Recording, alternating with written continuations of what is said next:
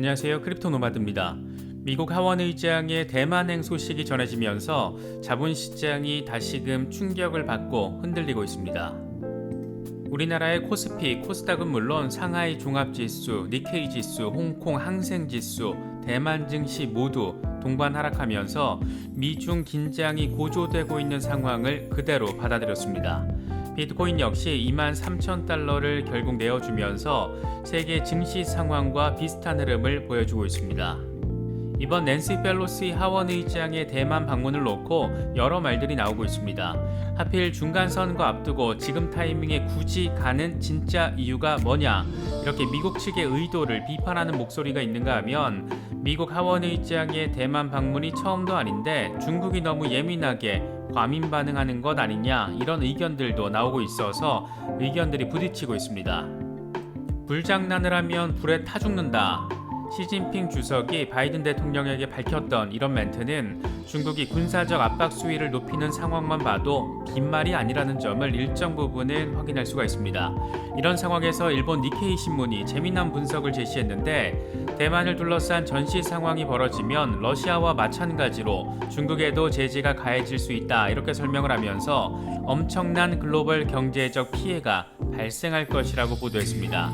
이게 참 재미있는 게 우크라이나 전쟁으로 러시아를 제재하면서 결국 인플레이션을 통해 피해를 보게 되는 건 서방이고, 러시아와 중국은 팔짱 끼면서 지들 갈 길 잘 가고 있는 모습까지 보이고 있는데, 누가 누구를 제재한다라는 것이냐, 누구를 위한 제재냐, 이런 말들도 나오고 있습니다. 세계 질서가 참 희한하게 돌아가고 있는 모습을 보이고 있는 것 같습니다. 만에 하나 중국이 예상 이상으로 군사력까지 동원해서 전시 분위기를 지금보다 더 높은 수준으로 유도를 한다면 상황은 어쩌면 그렇지 않았으면 좋겠는데, 어쩌면 걷잡을 수 없이 커질 가능성도 존재합니다. 중간선거를 앞둔 바이든 대통령이나 3연임 결정을 앞둔 시진핑 주석이나 모두 각자의 존재감과 정치력을 보이기 위해서 일종의 치킨 게임 양상을 선택할 가능성도 존재하기 때문입니다. 물론 이게 어느 정도 보여주기 쇼의 모습을 보이다가 아무렇지 않게 펠로시 의장의 대만 방문 그냥저냥 마무리될 가능성도 존재하지만, 물론 이럴 경우에는 시장이 안도 시그널로 작용할 가능성도 존재하지만, 만에 하나 펠로시 의장이 대만에서 폭탄 발언이라도 내놓기라도 한다면 상황은 추가적인 악화일로를 겪을 가능성도 존재한다라고 생각해 볼 수가 있습니다. 이번 영상에서는 대체 왜 미국 하원 의장의 대만 방문을 놓고 이렇게까지 글로벌 원투가 대립각을 벌이면서 전쟁 불사 의사까지 내보이는 것인지 짚어보도록 하겠습니다. 그런 일은 벌어져서는 안 되겠지만, 만에 하나 중국과 미국이 대만 이슈를 둘러싸고 군사적 전면전 양상으로 치달을 경우에는 러시아의 우크라이나 침공과는 비교할 수 없을 수준의 글로벌 경제 파탄 효과를 이끌어낼 수도 있습니다. 그래서 대만 이슈는 앞으로도 이번에 잘 넘어가더라도 지속적으로 예민하게 바라보고 체크해야 할 수밖에 없는 것 같습니다. 여러 소식들 잘 참고하실 수 있으면 좋겠습니다. 본격적인 시작에 앞서서 좋아요와 구독 또 알림 설정 꼭 부탁드리겠습니다. 영상 제작에 아주 큰 도움 된다는 말씀 함께 드립니다. 그럼 시작하겠습니다. 이게 전쟁까지 불사하면서 이렇게까지 과민 반응할 일일까? 중국 입장에서는 단순히 미국 서열 3위의 하원 의장 방문 그 이상의 의미를 담고 있기 때문으로도 생각해 볼 수가 있습니다. 낸시 펠로시 의장은 미국 정치권에서 중국 이슈와 관련해 가장 일관적으로 또 오랫동안 한결같이 중국에 대해서 매파적인 입장을 취해온 인물로 꼽힙니다. 가장 상징적인 사례로 1991년 하원 의원 신분으로 베이징을 찾았을 당시 구금됐던 사건을 꼽을 수가 있습니다. 당시 펠로시 의장은天安문 광장에서 중국 정부의 허가 없이 중국 민주주의를 위해 목숨 바친 이들에게 이렇게 적힌 현수막을 펼치고 추모 성명을 낭독했습니다. 곧장 중국 공안에 구금됐고, 다소 거칠게 미국 의원들을 공안이 대했던 영상이 카메라에 담기면서 꽤나 글로벌하게 주목을 받았습니다. 1997년에 장쩌민 당시 주석이 워싱턴을 방문했을 때는 장쩌민을 향해서 폭군이다 이렇게 부르면서 항의 시위를 벌이기도 했고, 2002년 후진타오 당시 부주석에게 정치범 석방을 촉구하는 서한을 전달했지만 이걸 후진타오 당시 부주석이 거부하자 이게 또 외교 문제로 불거지면서 예민하게 다뤄졌습니다. 펠로시 의장은 중국의 WTO 가입이나 올림픽 유치 등 이 글로벌 이슈의 핵심 대상으로 중국이 거론될 때마다 공개적인 반대 입장을 밝힐 정도로 중국 공산당의 굉장히 매파적인 태도를 오랜 시간 일관적으로 보여왔던 그런 인물입니다.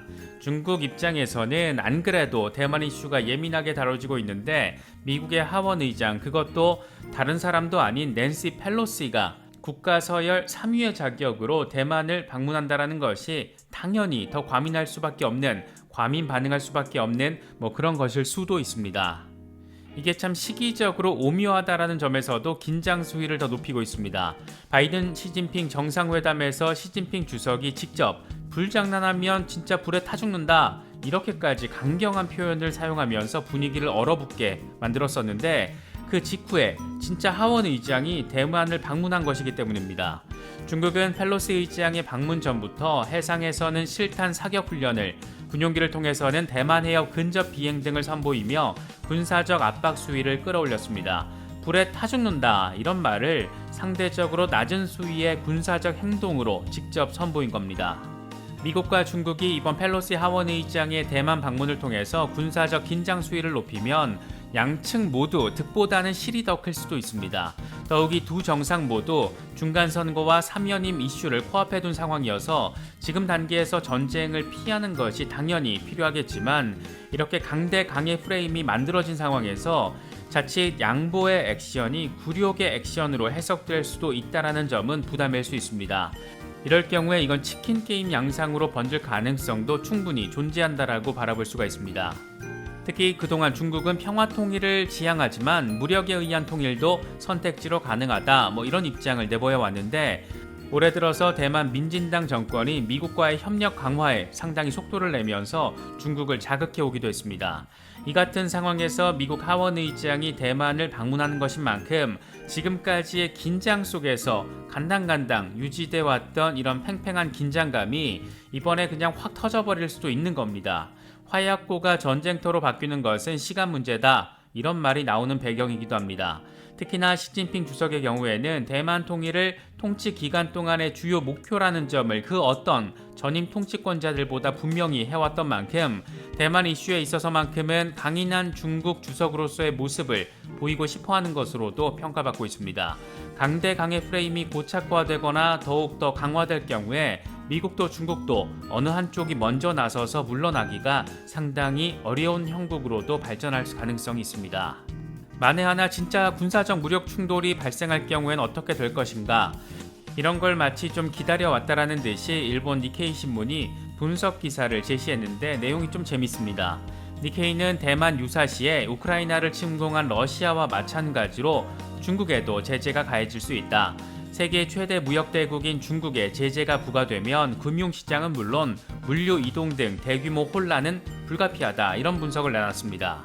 니케이는 그로 인한 피해 규모는 러시아에 대한 제재나 코로나에 따른 충격보다 클 것으로 관측했는데 OECD 부가가치 무역 지표를 토대로 중국과의 교역이 중단될 경우에 OECD 38개 국가와 중국이 대립하는 상황에서 중국이 수출로 얻는 부가가치가 1조 3,400억 달러가 사라지는 것으로 추산됐습니다. 이건 중국 명목 GDP의 10% 수준의 규모입니다. 물론 38개 회원국이 중국의 수출에서 얻는 부가가치 역시 1조 2,700억 달러 규모가 사라진 것으로 나타났는데 둘을 합치면 전 세계 GDP의 3%에 달하는 2조 6,100억 달러가 허공으로 사라지게 된다, 그럴 수 있다라고 강조하기도 했습니다. 그런데 과연 미국 등 서방이 중국에 제재를 가할 수 있는 것일까? 우리 입장에서는 이런 현실적인 부분에 대해서 생각해 볼 수밖에 없습니다. 왜냐하면 러시아에 대한 서방의 제재로 인해서 결과적으로 고통을 받고 있는 것은 러시아라기보다 서방에 더 가깝다라는 점이 인플레이션과 경기 침체 상황만으로도 확인할 수 있기 때문입니다. 물론 니케이 역시 이런 부분을 인식한 듯이 막대한 경제 피해를 고려하면 중국에 대한 경제 제재는 양날의 검이 될 것이다. 러시아처럼 제재를 부과하기도 쉽지 않을 것이다, 이렇게 설명을 더했습니다. 사실 중국에 대한 경제 제재는 중국과 러시아가 손꼽아 기다리고 있는 상황일지도 모릅니다. 이미 중국과 러시아는 브릭스 체제를 확장하고 더 공고화하면서 브릭스 공용 통화를 만들어서 달러에 대한 지배력에 기스를 내기 위한 시도를 이미 시작했기 때문입니다. 기존의 브릭스 5개국뿐만 아니라 사우디와 아프리카 국가들도 브릭스에 합류하는 모습을 보이고 있기 때문에 중국과 러시아는 서방의 경제 권역에서 빠져서 자신들만의 경제 권역을 만들고 자신들만의 준비 통안을 만들어서 충분히 이렇게 해서 자급자족 경제권을 구상할 수 있을 것으로 지금 바라보고 있습니다.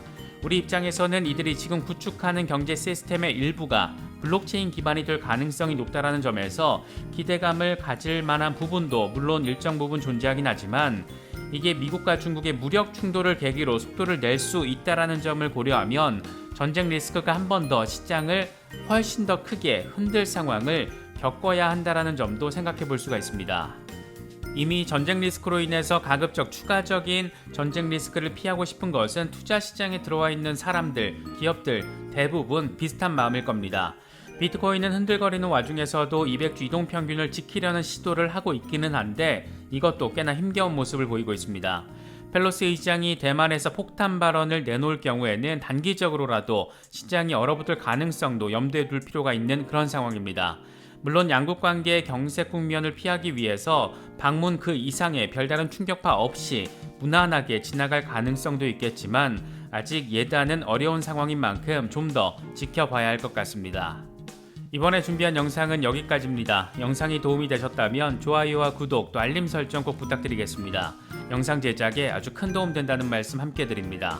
언제나 성투하시기를 기원하겠습니다. 시청해주셔서 감사합니다. 지금까지 크립토 노마디였습니다.